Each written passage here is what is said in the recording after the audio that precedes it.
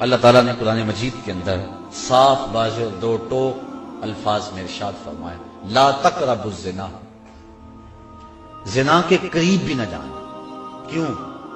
انہ کان فاحشۃ وساء سبیلا، یہ فحش کام ہے اور انتہائی برا رستہ ہے۔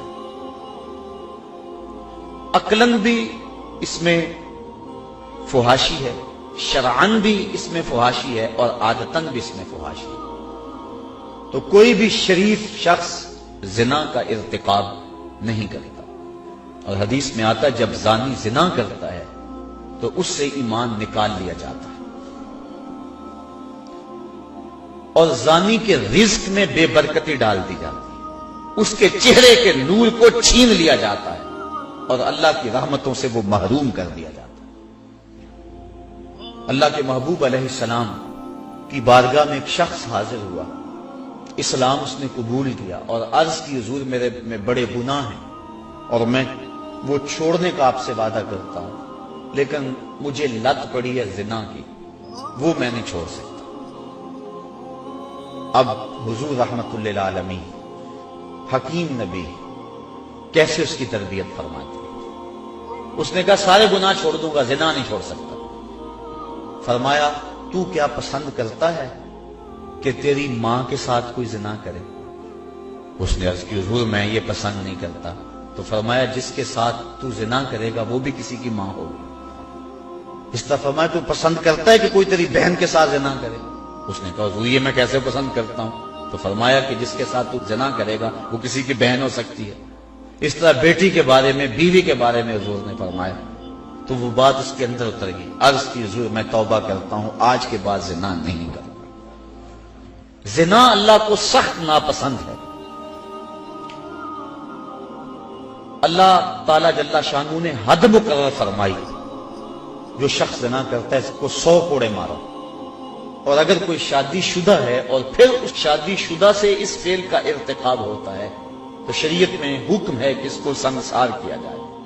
اللہ تعالیٰ گوارا نہیں کرتا کہ وہ میری زمین پہ رہے، کہا اس کو سنسار کر دو، پتھر مار مار کے ہلاک کر دو، یہ اس کی سزا ہے۔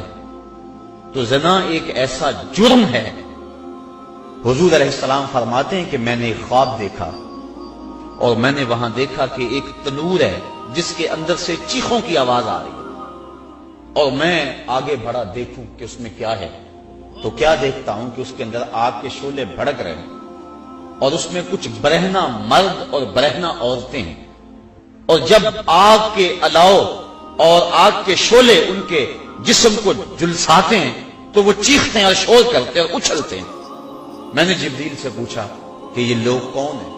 تو جبریل امین نے کہا حضور یہ وہ لوگ ہیں جو زنا کیا کرتے تھے۔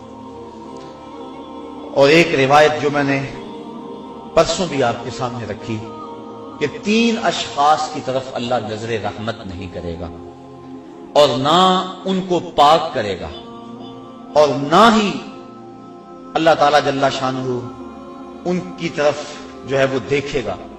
وہ 3 اشخاص میں سے پہلا شخص شیخ زان، وہ شخص جو بوڑھا ہو گیا ہے لیکن زنا نہیں چھوڑتا ہے۔ بوڑھا زانی اللہ کو سخت ناپسند ہے۔ تو یہ ایسا کبیرہ گناہ ہے جس سے حضور نے ارشاد فرمایا کہ جس قوم میں زنا پھیل جاتا ہے اس قوم کے اندر ایسی بیماریاں جنم لیتی ہیں جو اس سے قبل تم نے نہیں سنی ہو۔